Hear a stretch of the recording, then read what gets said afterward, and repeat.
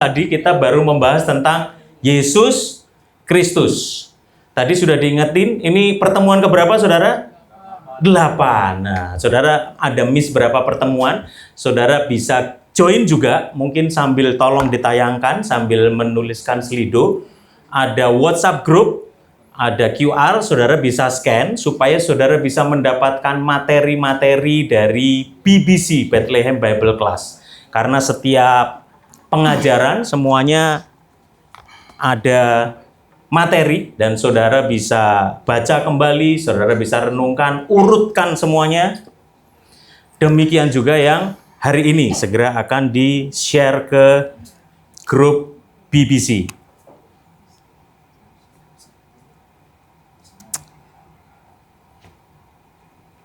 Oke, sambil saudara nanti scan dan join di WhatsApp group, saudara scan dari sana juga bisa yang belum join.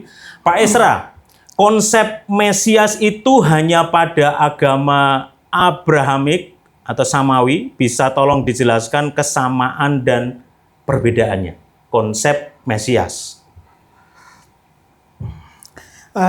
Sebenarnya secara spesifik itu hanya pada agama Yahudi ya, muncul di situ.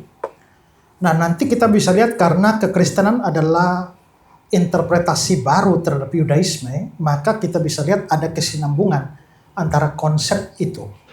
Tetapi kita bisa melihat juga bahwa pengertian tentang yang diurapi itu cukup luas. Sehingga boleh dibilang hampir semua agama yang bersifat teistik, percaya adanya Tuhan atau adanya Allah, terutama agama-agama Semitik, itu mempercayai bahwa ada semacam pengurapan kepada tokoh-tokoh mereka. Itulah sebabnya nanti kita bisa lihat muncul di dalam suatu paham yang sesat secara soteriologis. Karena kita percaya Yesus adalah satu-satunya jalan keselamatan.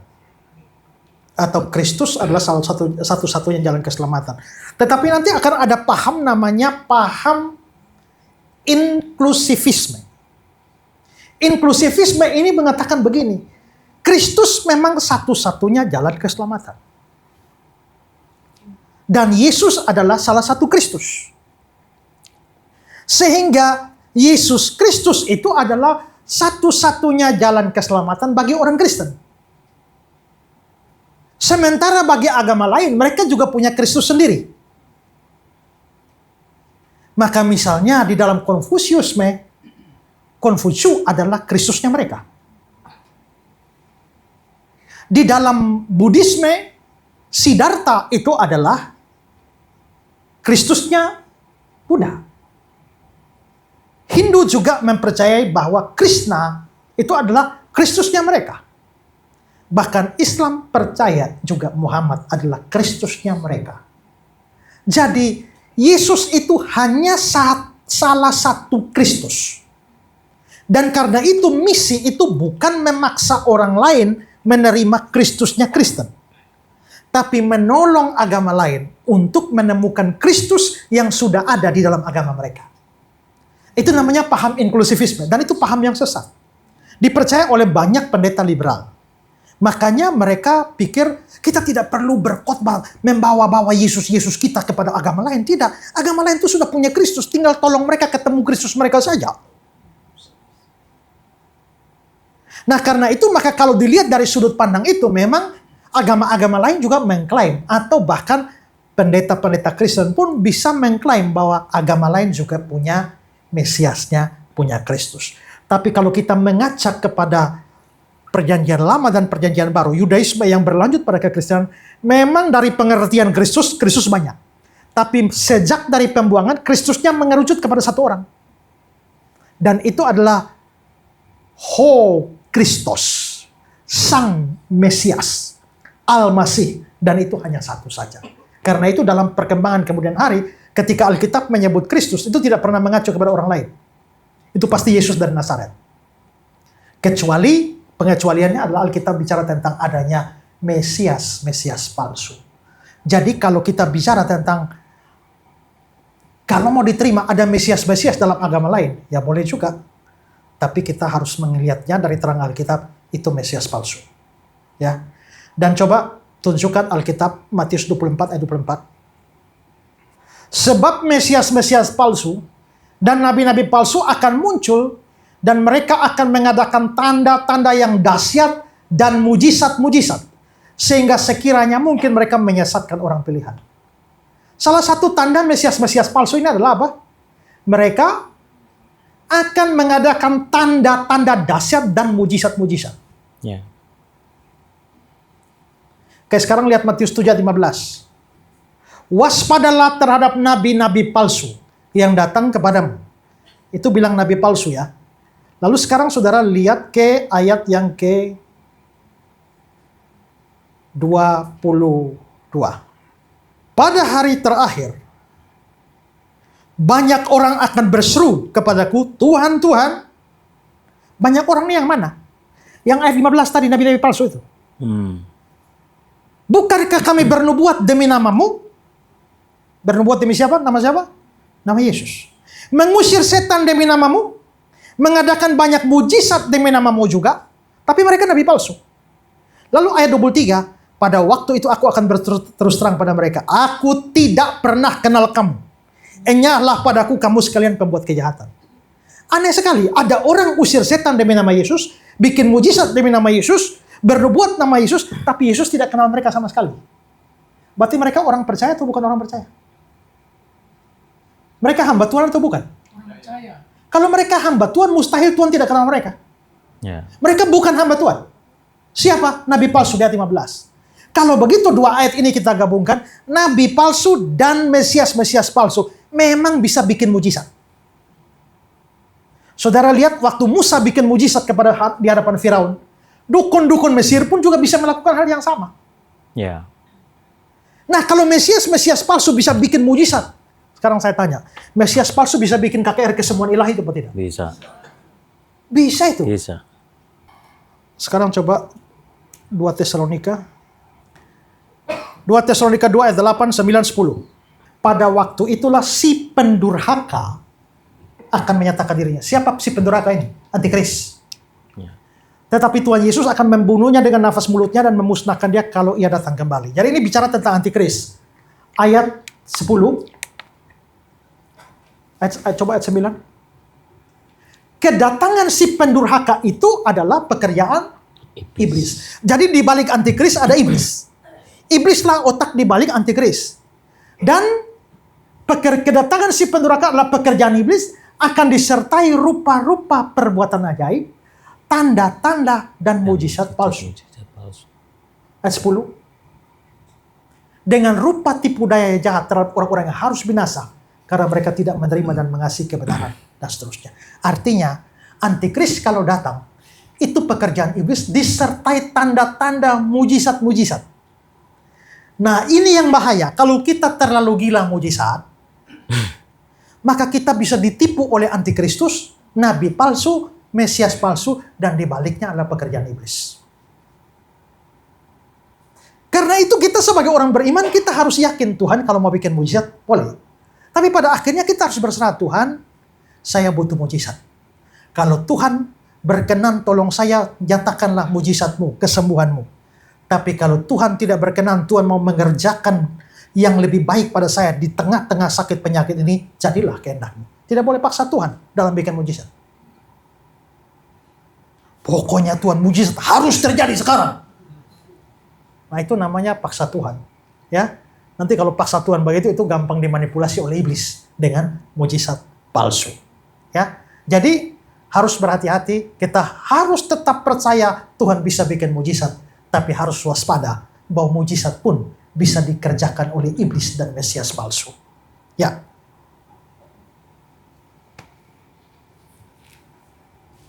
Seru kan saudara ya? Waduh, sampai kaget kalau diingetin saudara ya. Pak Esra, ini seru karena lagi bahas tentang antikris. Apakah konsep Mesias yang salah dari orang Yahudi ini nanti yang membuat mereka ditipu oleh antikris? Sangat mungkin. Karena begini, ini kan Kristus kan. Lalu muncul kata anti.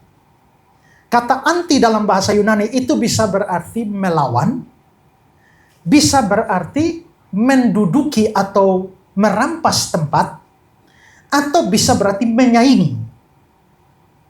Berarti antikristus itu adalah Kristus palsu yang bersifat anti terhadap Kristus sejati. Nah, kalau orang Yahudi misalnya mereka tetap problem Kristen dan Yahudi abad pertama itu adalah konfliknya adalah apakah Yesus itu Mesias atau tidak. Itulah yang menjadi inti perdebatan mereka. Coba lihat Kisah 18. Kisah 18 ayat yang ke-28.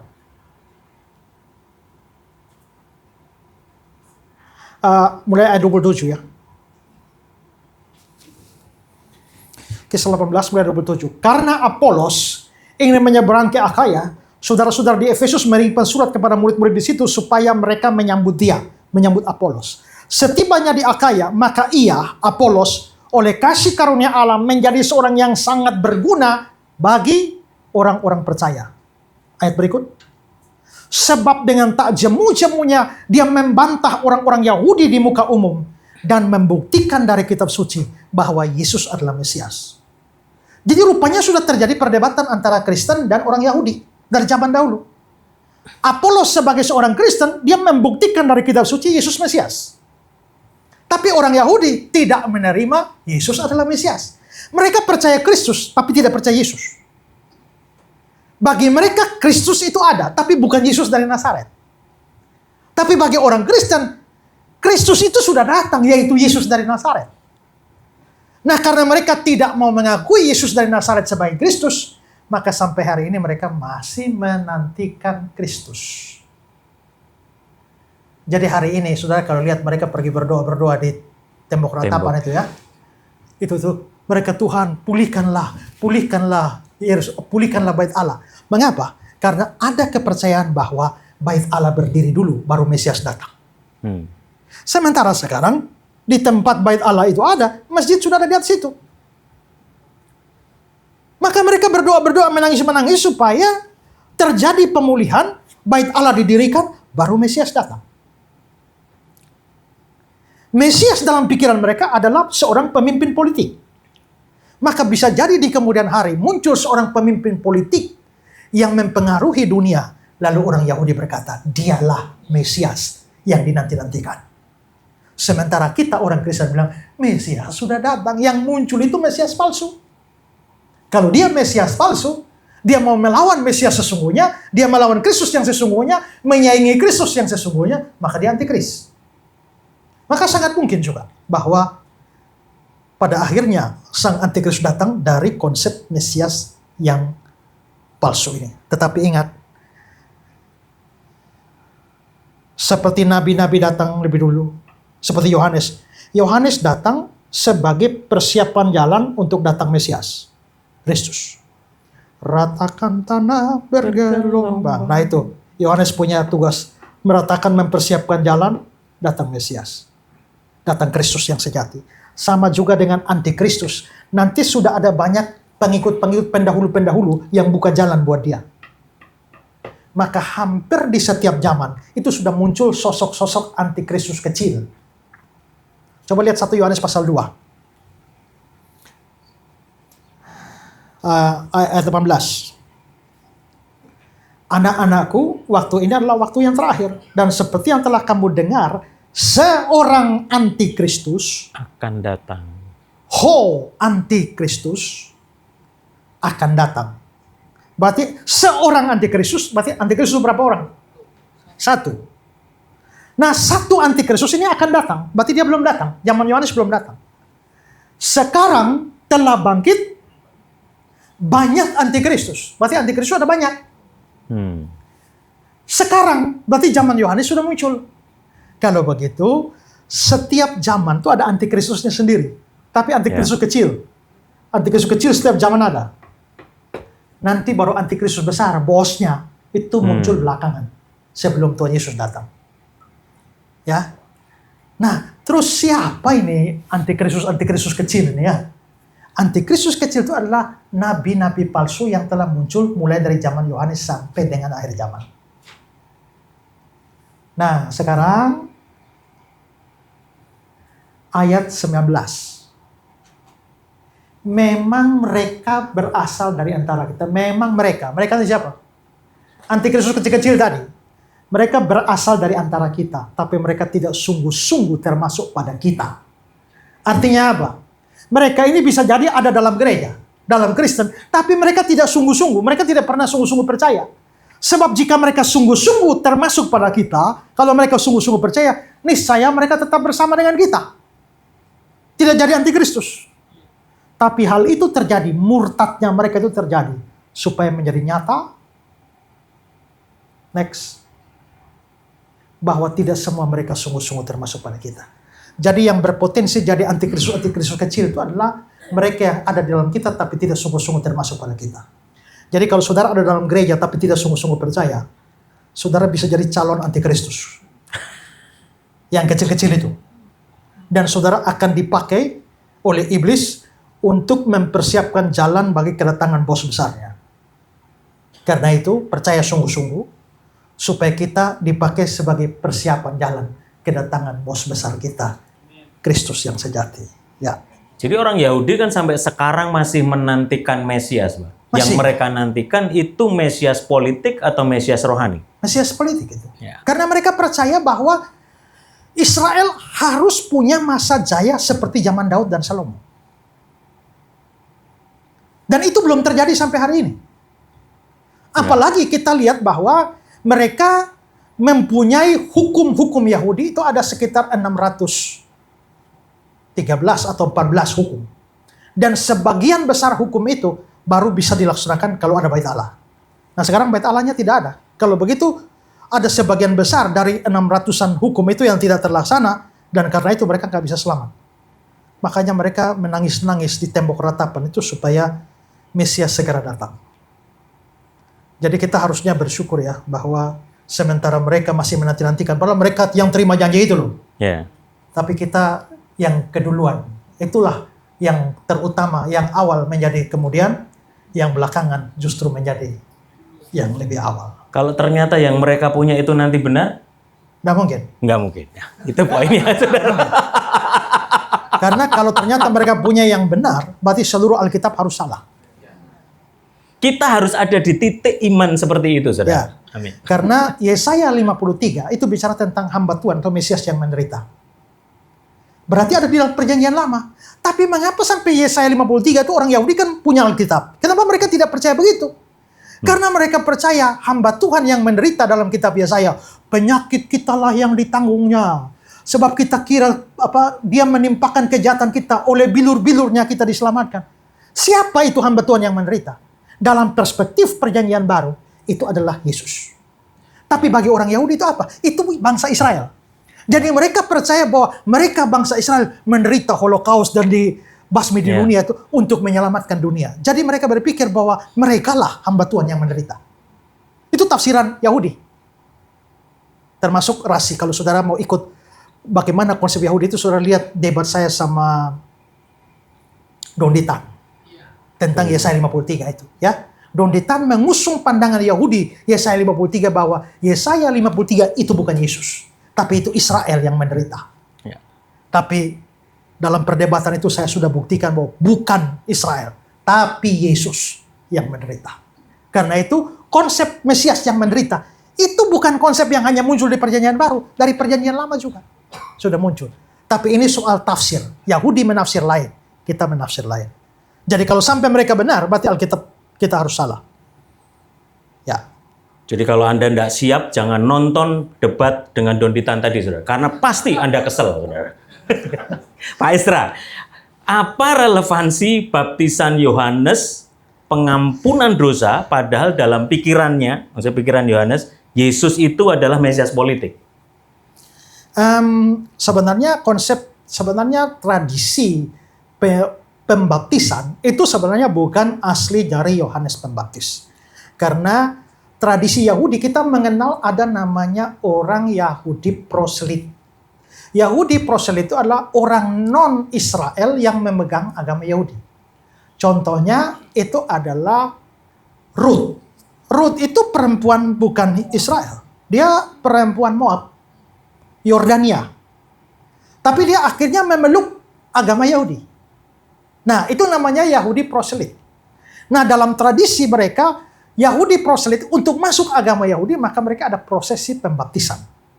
Penerimaan di dalam agama Yahudi. Nanti konsep itu yang diperluas, Yohanes Pembaptis lebih menekankan pertobatan. Sehingga orang yang bertobat itu akhirnya dibaptis. Tetapi tradisi itu adalah tradisi, dengan kata lain, kalau kamu mau masuk agama Yahudi, kamu dibaptis.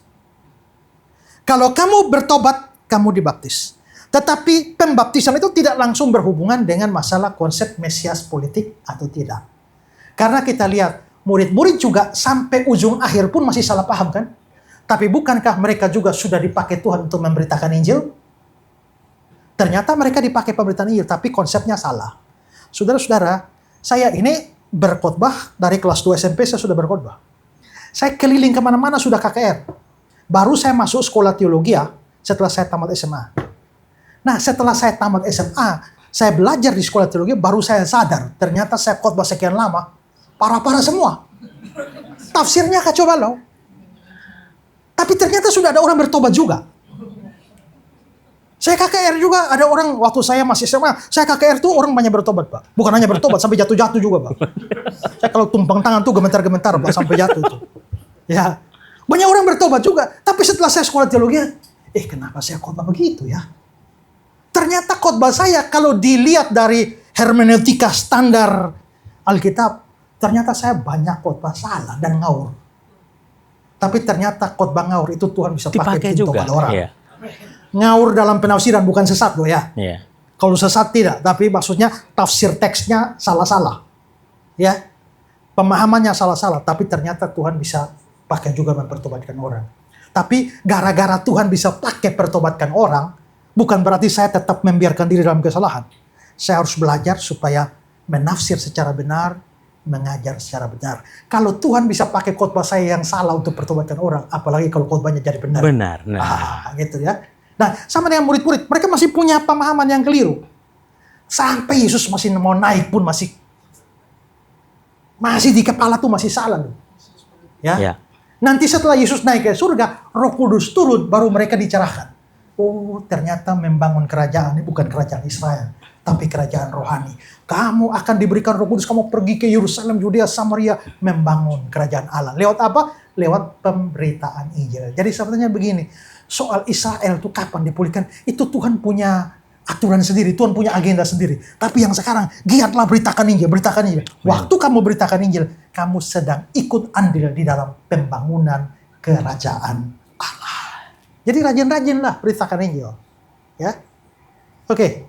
Dan rajin-rajinlah ikut BBC supaya pemberitaan Injilnya juga benar. Ya, benar. Saya mohon maaf, ada banyak pertanyaan yang tidak bisa kita bahas kali ini karena kita tinggal punya 3 menit. Jadi kita akan tampung. Saudara yang belum bergabung dengan WhatsApp Group, segera bergabung karena nanti kita juga akan bisa bahas di sana. Kita juga akan selalu share link-link dari video yang berhubungan dengan kristologi dasar kekristenan ini. Saya percaya setiap kita diberkati Tuhan malam ini. Amin, Bapak Ibu Saudara. Kita yang sudah Kristen ke gereja setiap minggu, puluhan tahun, belasan tahun, ternyata pengertian tentang Yesus Kristus ada begitu banyak yang dibukakan Tuhan malam ini. Betapa pentingnya kita belajar Alkitab dengan lebih dalam. Dan bersyukur, terima kasih buat GKSI yang memberikan kesempatan memfasilitasi kita. Itu sebabnya kalau saudara diberkati, ajak banyak jiwa lebih lagi supaya mengalami berkat yang sama. Ini precious sekali, saudara. Kita ngatur jadwalnya Pak Esra, kalau nggak di luar pulau, luar kota, luar negeri bahkan gitu ya. Jadi kita akurin supaya diselip-selipin, kita sampai mencuri di tikungan supaya Sabtu kita tetap bisa bikin BBC. Kita akan ketemu lagi nanti 28 Februari. Ya, please cekidot, catat tanggal mainnya, saudara. 28 Februari, hari Sabtu, jam 4 sampai jam 6 sore sama seperti hari ini. Ya, kita tutup Q&A dulu. Harus semangat. Karena apa yang saya ajarkan pada saudara, bahkan mungkin orang di sekolah teologi pun nggak dapat. Ya. Saya sangat yakin nggak dapat. Ya, ada banyak hal yang saya sendiri waktu sekolah teologi juga nggak dapat. Saya sendiri sampai sekarang masih aktif sebagai pengajar teologi. Bahkan saya mengajar di beberapa sekolah pun, ya. tidak bisa memberikan kepada yang saya berikan pada saudara. Ya, kalau saya mengajar saudara begini dengan antusiasme yang tinggi, saudara perhatikan, itu bikin, dan juga bertanya, itu membuat banyak.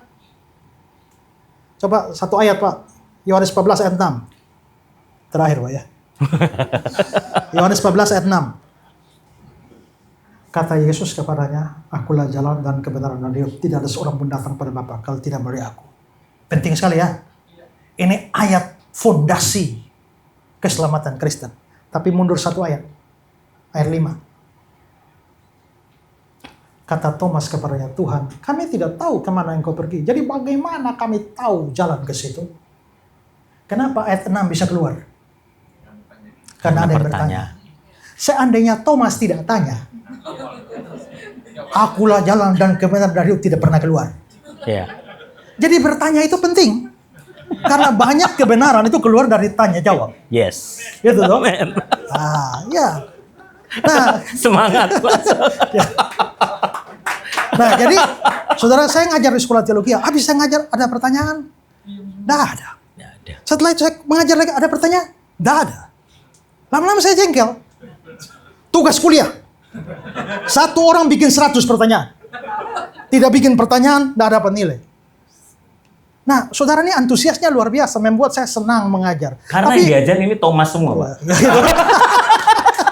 Ya, tapi banyak sekolah teologi saya ngajar juga antusiasme tidak ada. Jadi sebenarnya kualitas pelajaran yang diberikan di BBC ini, saudara harus hargai. Sudah begitu lagi, gratis lagi. Ya, gratis lagi.